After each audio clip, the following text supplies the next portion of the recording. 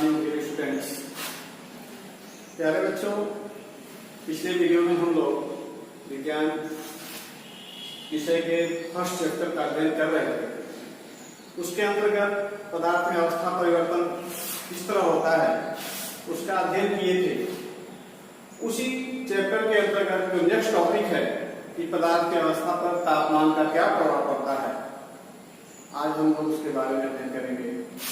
बच्चों, जो तापमान शब्द आया है, तापमान, टेम्परेचर, ये तापमान क्या? कोई भी पदार्थ होती है तो पदार्थ ठंडा है या गर्म है, वह डिपेंड करता है उसके तापमान पे। यानी कोई पदार्थ है अगर गर्म है तो उसका तापमान अधिक है, ठंडा है तो उसका तापमान कम है। तो तापमान जो होता है पदार्थ के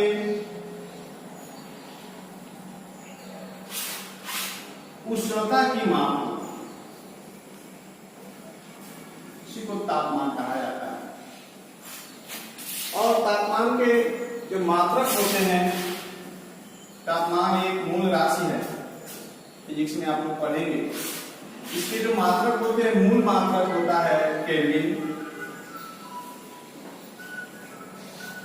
जिसको हम के से दर्शाते हैं, कैपिटल के से इसको दर्शाया जाता है। ये मूल मात्रक है, इसी में तापमान को मूलतः मापा जाता है।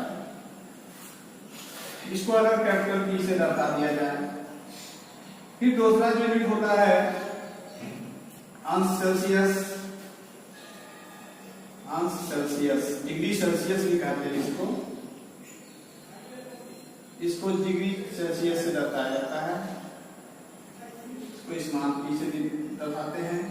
तीसरा मात्रक होता है फारेनहाइट, अंश फारेनहाइट।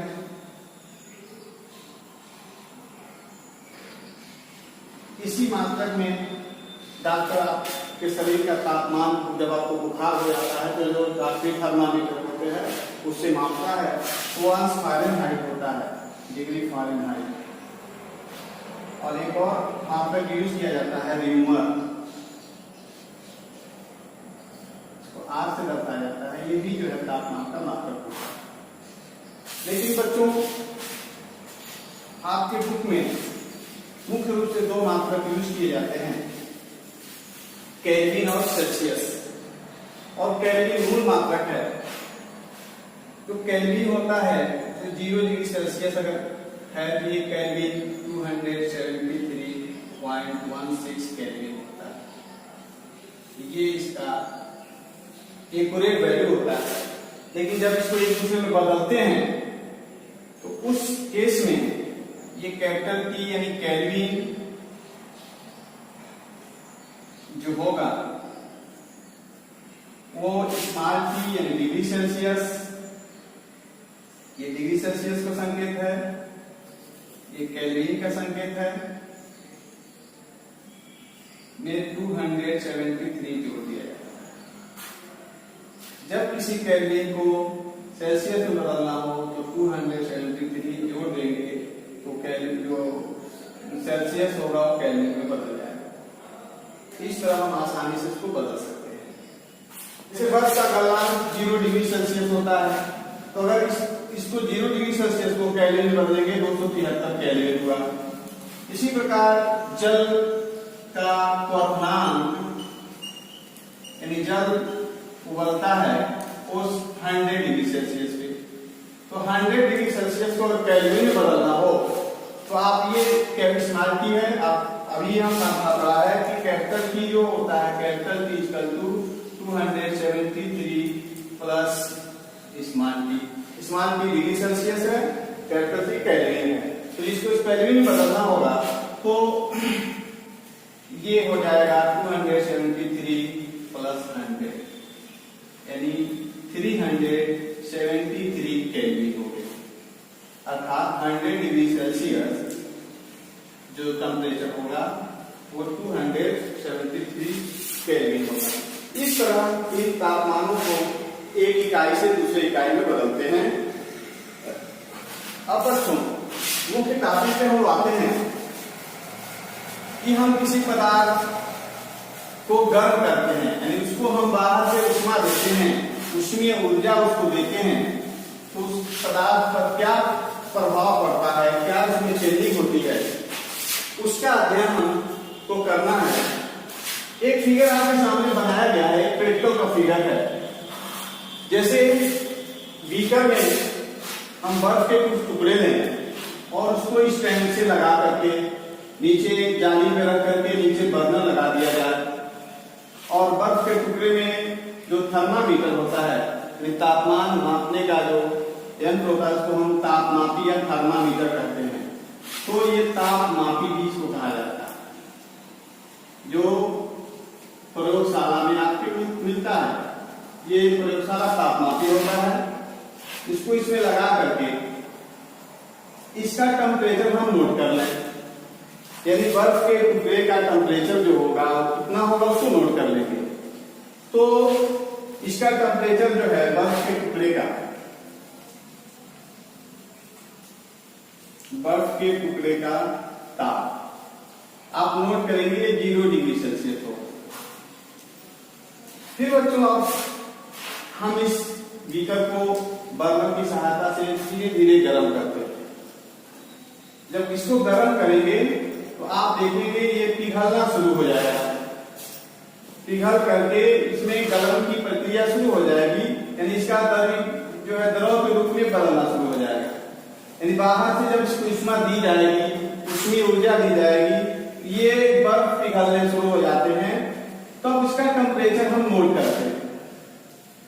अब आप देखेंगे ठोस से द्रव का बनना शुरू होगा। जब ठोस से द्रव बनेगा, यानी बर्फ से जल का बनना शुरू होगा, उस दौरान हम टेम्परेचर को नोट करेंगे।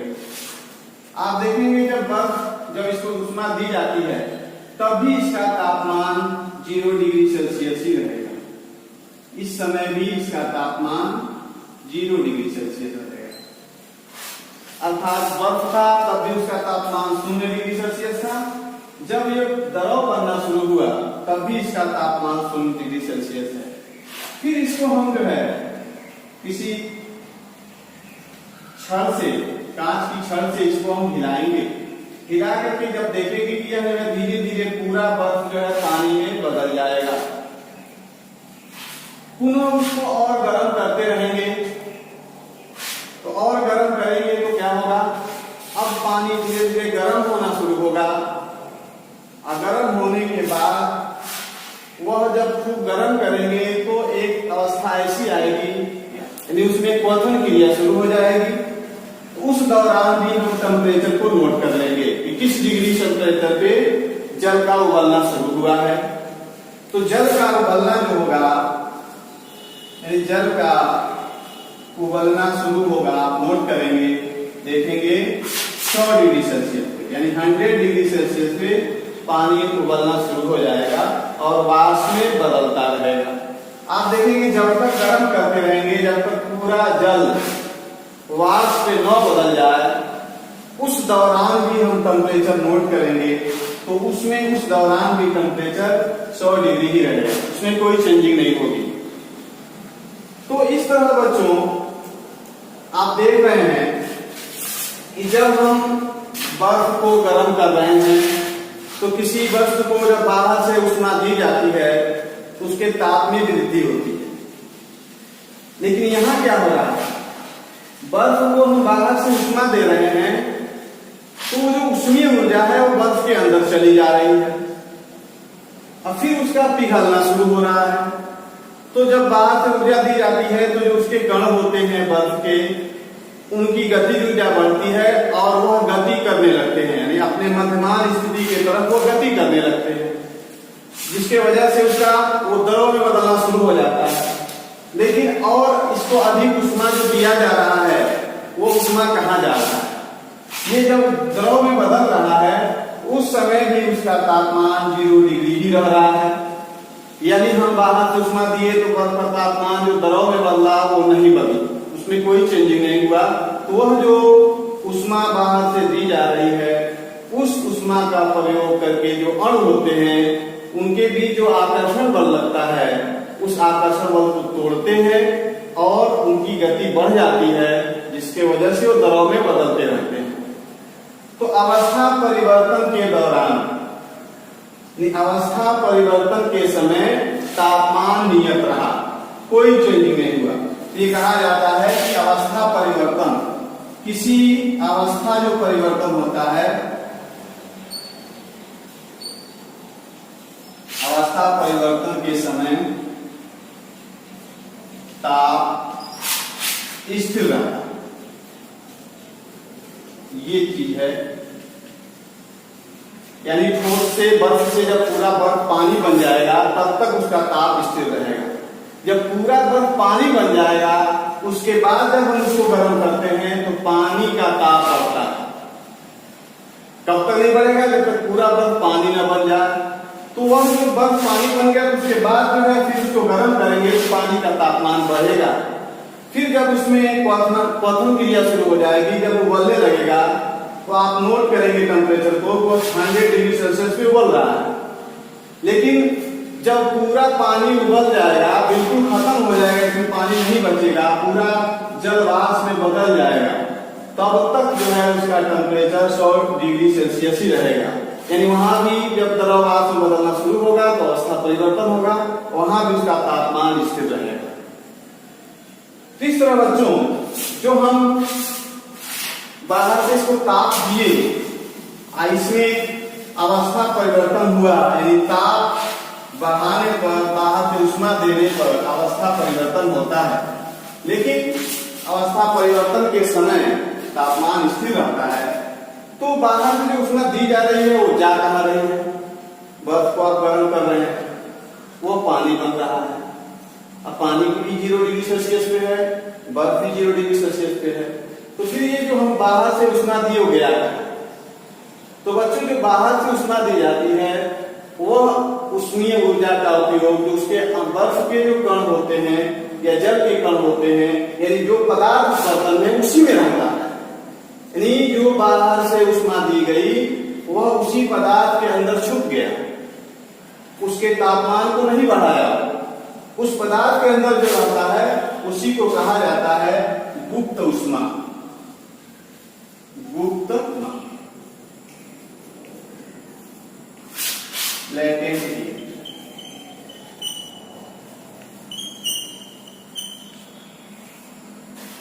अवस्था परिवर्तन के दौरान किसी पदार्थ को एक अवस्था से दूसरे अवस्था में जब बदला जाता है, उस दौरान जो उष्मा दी जाती है उसको बदलने के लिए, उसी को कहा जाता है गुप्त उष्मा। यह उष्मा उस पदार्थ के अंदर रहता है जो उसके तापमान को नहीं बढ़ाता, तापमान परिवर्तन नहीं होता है। तो ये जो गुप्त उष्मा होती है, अवस्था परिवर्तन 2 स्टेज में, यानी ठोस बर्फ हुआ, ठोस हुआ, और बर्फ से जल बना, यह एक अवस्था परिवर्तन हुआ। फिर जल से भाप बनेगा, ये दूसरी अवस्था परिवर्तन हुआ। तो बर्फ से जल बनने के दौरान जो उसको उष्मा दी जाएगी, जो उष्मा उसके अंदर जाएगी, उसको भी गुप्त उष्मा कहेंगे। तो यह क्रिया, इसको हम गलन की गुप्त उष्मा कहते हैं। इसको गलन होता है, आगे वाष्पन होता है, 2 घटनाएं होती हैं। तो इस आधार पे जो गुप्त उष्मा होती है पदार्थ की, वह 2 प्रकार की होती है। एक होता है गलन की गुप्त उष्मा, गलन की गुप्त उष्मा,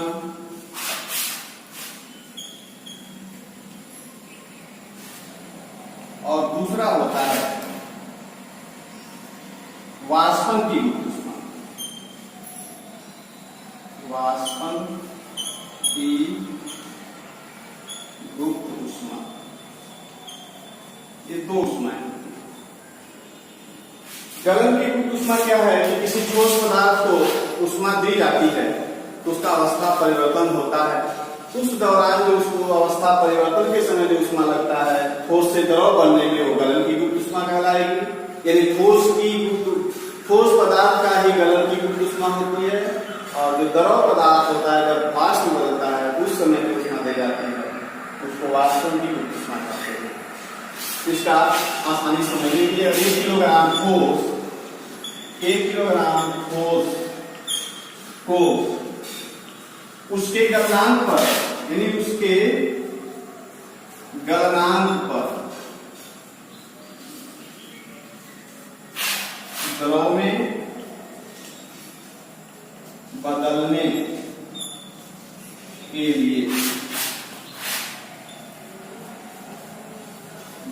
आवश्यक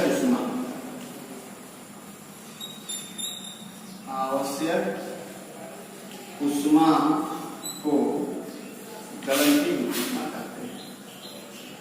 गलन की गुप्त ऊष्मा कहते हैं। ये है बच्चों गलन की गुप्त। जैसे 1 किलोग्राम बर्फ को पूरा पानी बनाने के लिए 0 डिग्री सेल्सियस का पानी बनाने के लिए जितनी बाहर से ऊष्मा दी जाएगी, जितनी कैलोरी ऊष्मा दी जाएगी, वो गलन की गुप्त ऊष्मा होगी। उसी तरह वाष्पन की गुप्त ऊष्मा होती है। अगर 1 किलोग्राम जल है, उसको पूरा भाप में बदलने के लिए जो भी ऊष्मा दी जाएगी 100 डिग्री सेल्सियस पे, यानी उसके क्वथनांक पे जो ऊष्मा दी जाएगी उसको भाप में बदलने, तो वाष्पन की गुप्त ऊष्मा का ये हुआ कि अगर वाष्पीकरण कोई क्रिया हो रही है तो वाष्पीकरण द्रव में ही होता है, द्रव ही वाष्प में बदलता है। तो किसी द्रव का ही वाष्पन की गुप्त ऊष्मा होती है।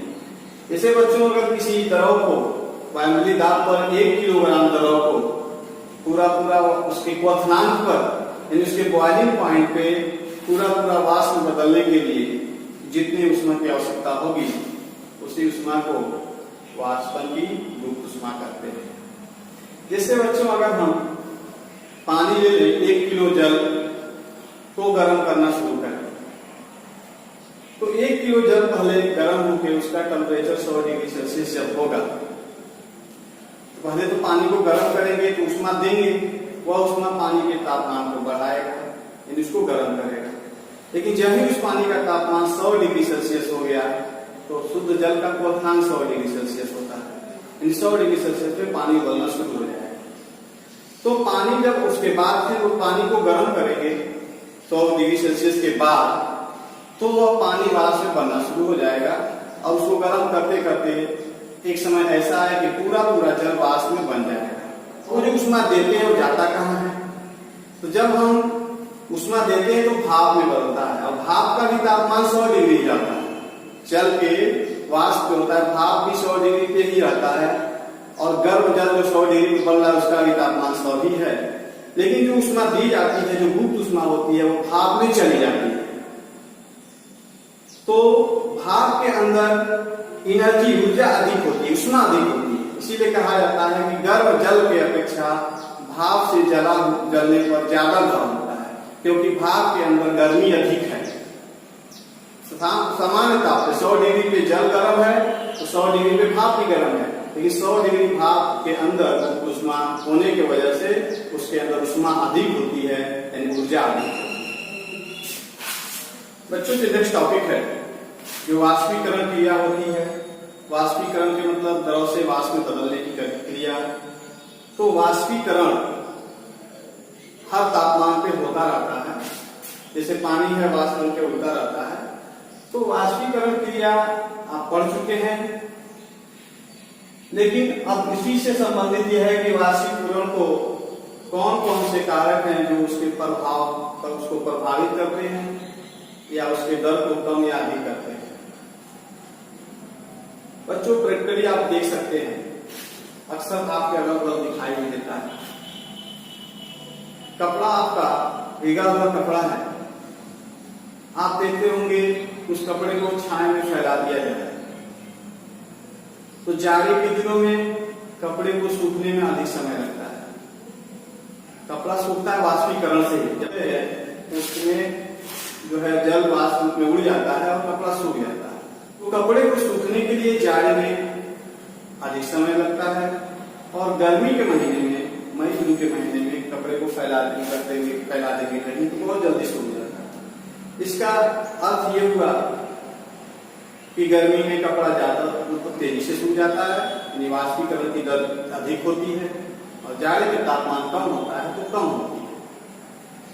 दूसरा आप देखते होंगे कि एक कपड़ा है, उसको फैन के नीचे फैला दे और दूसरे कपड़े को अलग फैला दे जहाँ फैन न चल रहा हो, एक ही रूम में या एक ही दिन एक ही टेम्परेचर पे, तो आप देखेंगे कि जो फैन के नीचे है वो जल्दी से सूख जाएगा। यानी वहां हवा गति कर रही है तो उसका भी इफेक्ट वाष्पन पे पड़ता है। एक चीज और है कि अगर हम कपड़े को बिना फैलाए रख दें और दूसरा फैला के रख दें, उस पर भी वाष्पन जो फैलाया रहेगा वो कपड़ा जल्दी सूखेगा, उसको नहीं फैलाया रहेंगे तो धीरा सूखेगा। तो इस तरह जो है अलग अलग फैक्टर हैं जो वाष्पन के दर को प्रभावित करते हैं। उसमें जो पहला फैक्टर होता है तापमान, टेम्परेचर।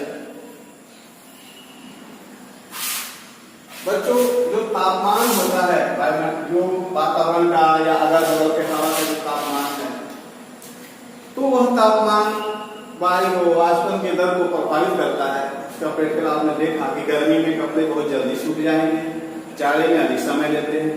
तो तापमान बढ़ने पर वाष्पीकरण की दर बढ़ जाती है, यानी ताप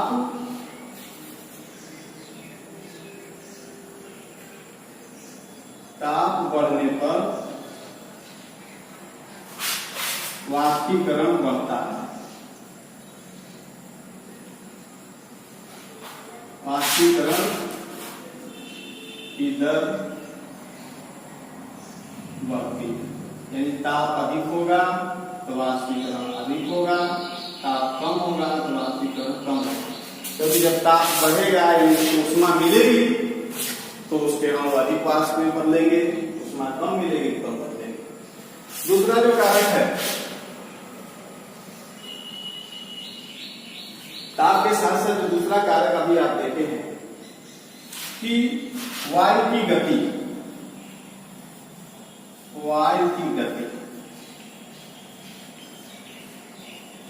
यानी जब हवा गतिशील होती है, जिस तरह एक भीगे कपड़े को फैन के नीचे फैला देने पर वह जल्दी सूख जाता है, यानी उसमें वाष्पीकरण तेजी से होता है।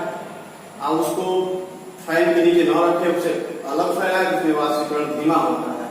तो वायु की गति से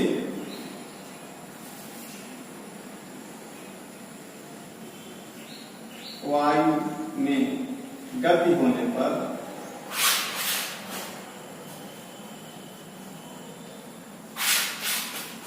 वाष्पीकरण तेज होता है, यानी वाष्पीकरण की दर बढ़ती है।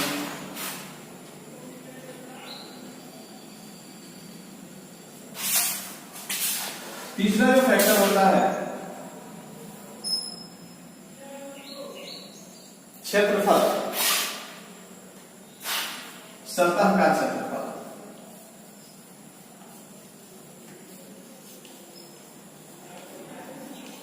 ये भी एक कारक है जो वाष्पीकरण के दर को प्रभावित करता है।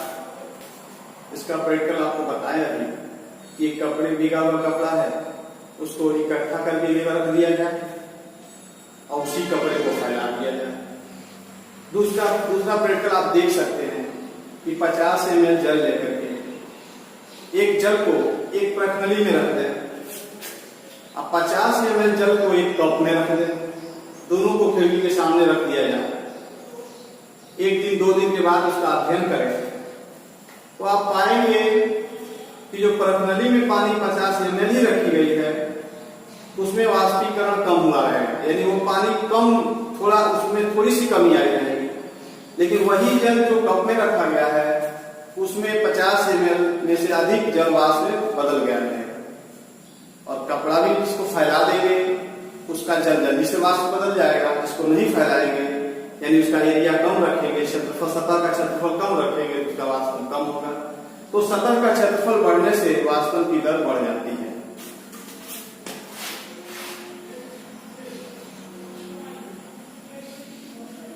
सतह का क्षेत्रफल बढ़ने से वाष्पीकरण की दर बढ़ती है।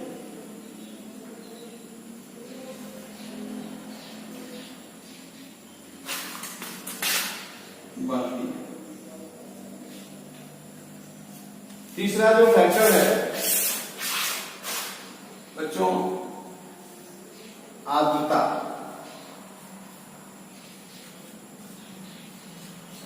आर्द्रता इसको कहा जाता है नमी। वायु की आर्द्रता इसको कहते हैं।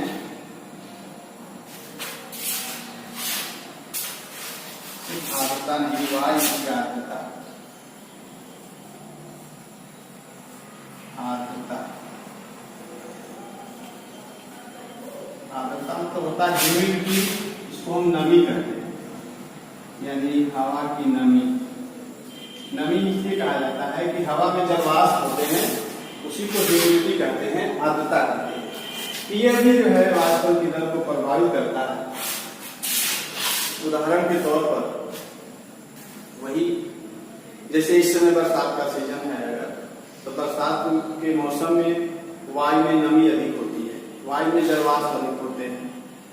तो बरसात में किसी कपड़े को सुखाना हो और मई जून के महीने में सुखाना हो, तो जब नमी अधिक होती है हवा में तो वाष्पन की दर कम हो जाती है, यानी कपड़ा जल्दी सूखता नहीं है। तो वाष्पन की दर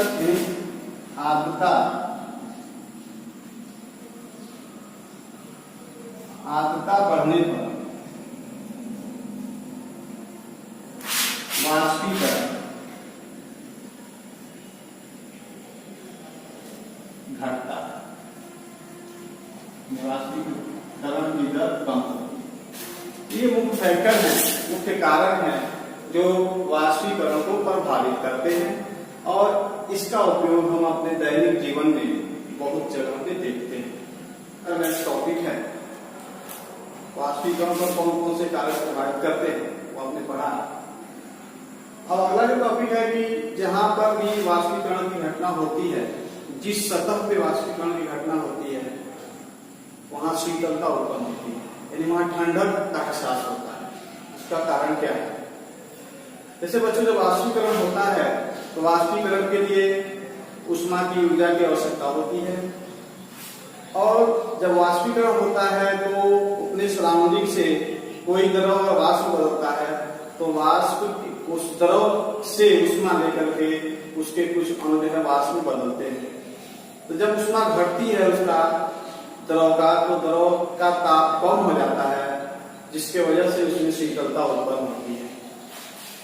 उदाहरण के तौर पे अगर हम खुले बर्तन में जल रखा गया है तो वाष्पीकरण घटना किसी भी तापमान पे होता रहता है।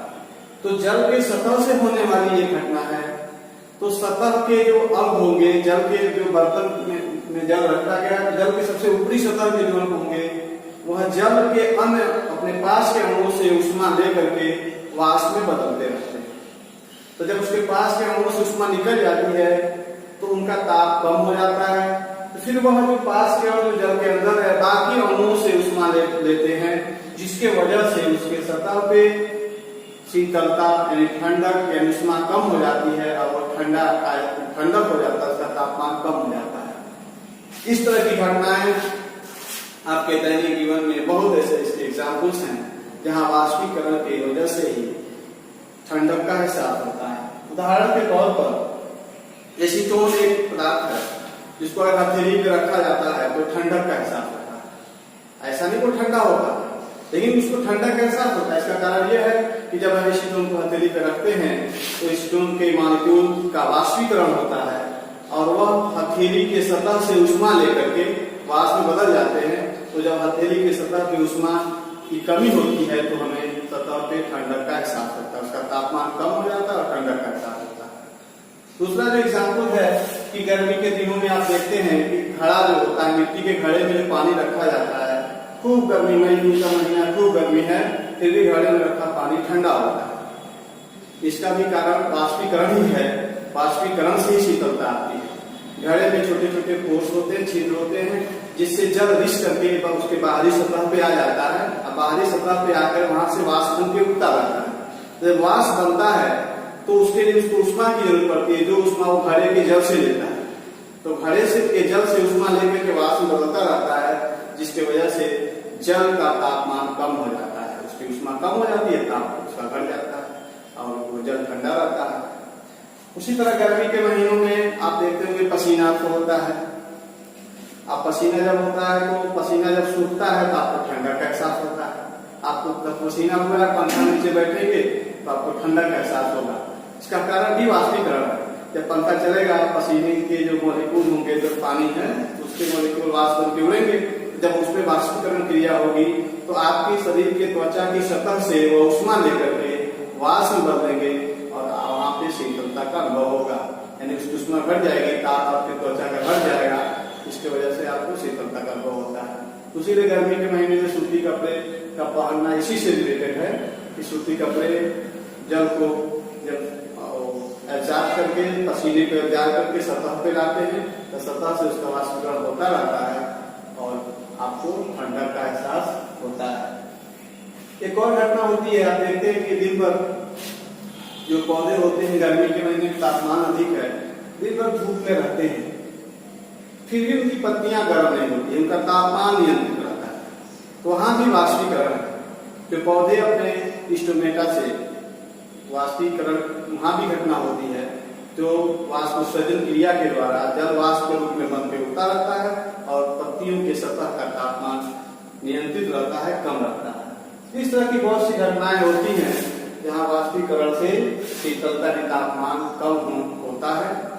तो अब यह शीतलता की वजह से ये सब